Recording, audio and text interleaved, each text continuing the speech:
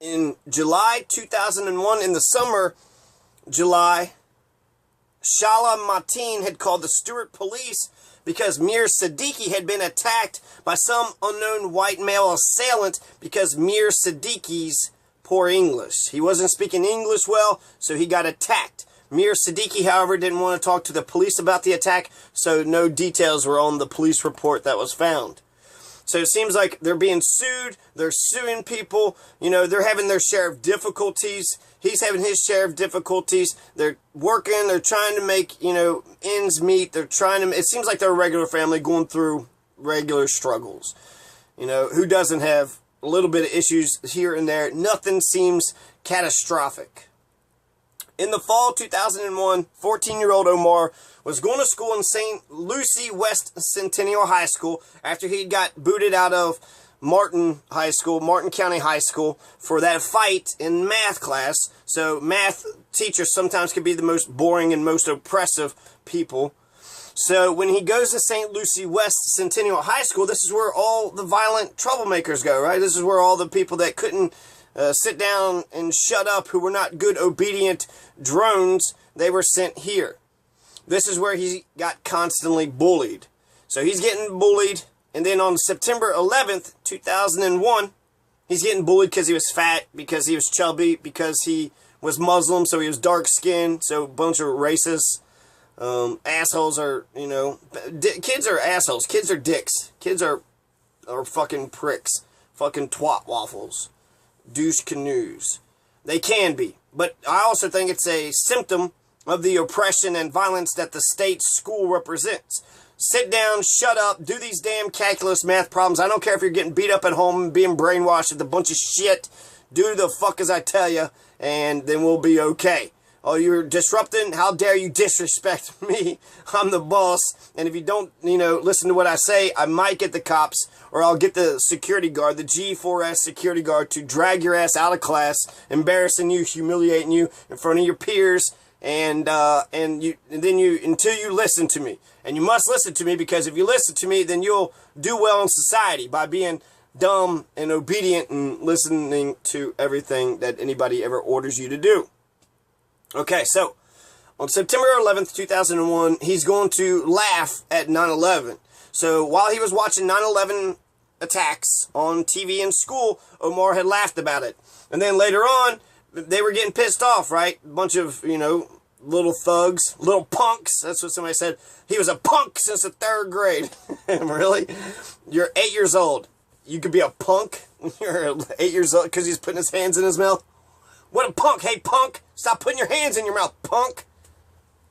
So he laughed about 9/11, and then Omar claimed that Osama bin Laden was his uncle.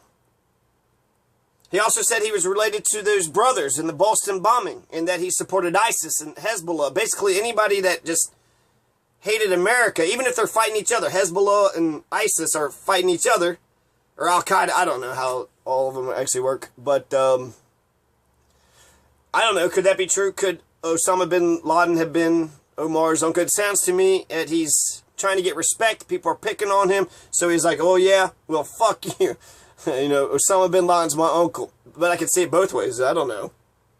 Right? It could be possible. It might be possible that it was his uncle. But doubtful. It's very doubtful. He was from Saudi Arabia, right? Osama bin Laden. And his father is from Afghanistan. So no, I'm 90% sure that Osama bin Laden was not Omar Mateen's uncle. But the student said that he himself and some of the other guys were ready to hit him, ready to beat the shit out of him because he was laughing. You don't have free speech in this country. How dare you laugh and gloat about the tragedy of others? It's insensitive.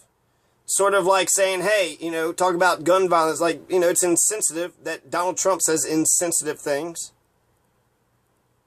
But in a democracy, we're supposed to be tolerant of other people's ideas. We're supposed to listen to each other, make collective decisions.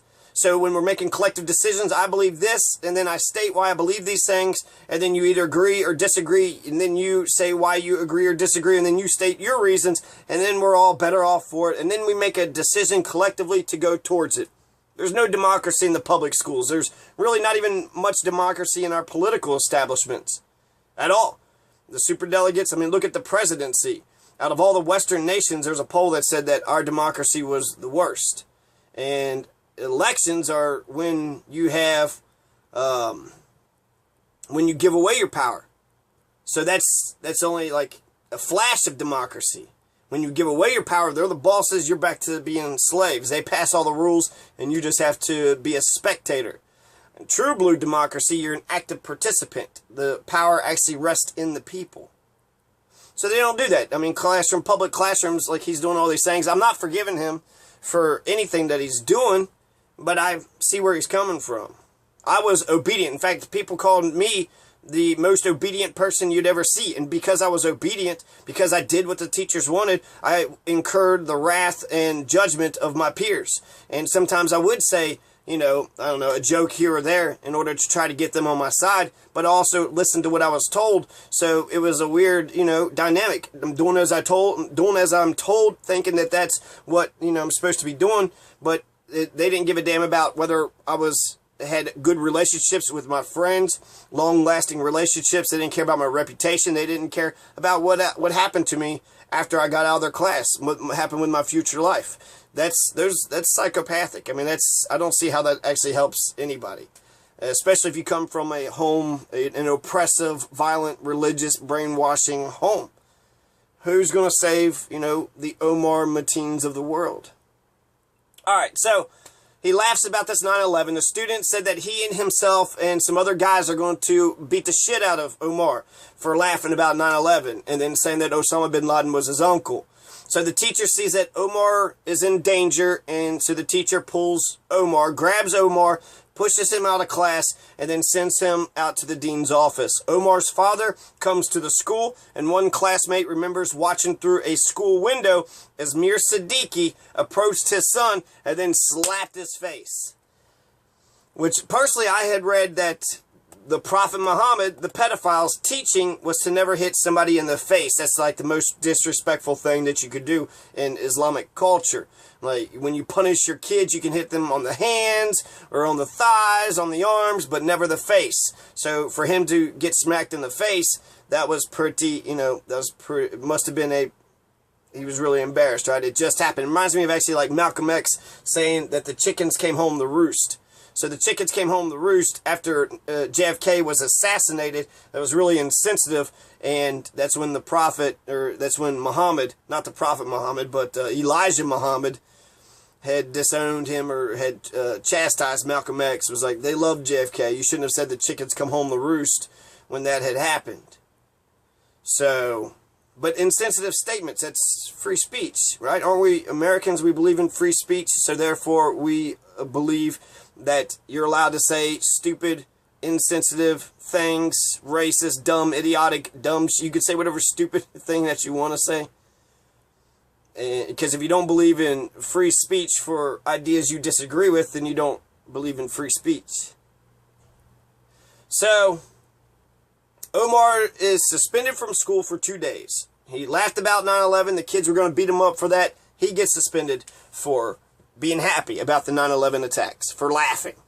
And then 2 days later, Omar Mateen returns to school, and then on September 13th, 2001, for some mysterious infraction, Omar was given a 5-day in-school suspension. So 5 days in-school suspension, so whatever he was charged with doing had been somewhat big, but not big enough to suspend him out of the school. So again, you know, he gets into trouble, continues to keep on getting in trouble. One classmate, he said that Omar was more of a class clown than a troublemaker. So he's seeking attention. He wants someone to be his friend. He wants someone to laugh with and enjoy the company, right? So he wants friendship. And hierarchy destroys relationships. So teacher don't care if you're being... In fact, if you're talking to your friend, you know, that's shut your damn mouths, separate you two, your friendship ends, I'm the boss, shut the fuck up. Shut the fuck up and learn and listen to me, whatever the hell I'm teaching you. So Omar was overweight. He often got picked on. This is by Justin Delancey, a white guy. So you should, you know, that you should be more prone to listen to to what he's saying. Justin Delancey said that Omar was brutally bullied. He was brutally bullied. He rode on the school bus with Omar for several years. Omar was a chubby kid, and he frequently got bullied about his weight. So who did anything about being bullied? Teachers can't do anything about being bullied because they're the main bullies. So he's being bullied on the school bus. School bus driver ain't doing shit. Teachers ain't doing shit. Parents ain't doing shit. And the way that he would try to fight against it wasn't fighting against it, because if you get into a fight, right, if he hit a kid, he's making fun of you and treating you like shit, blocking him. Okay, so let me just read this. I'm going to tell you how he tried to defend it. He didn't defend it by fighting against him. He defended it by trying to laugh it off, making jokes about himself. And so he's a chubby kid. He's getting bullied by about his weight. He's one of the only kids of Afghan descent. So he's brown-skinned. That made him stand out, being Afghani. An American, Afghan. Okay. All right. Take two.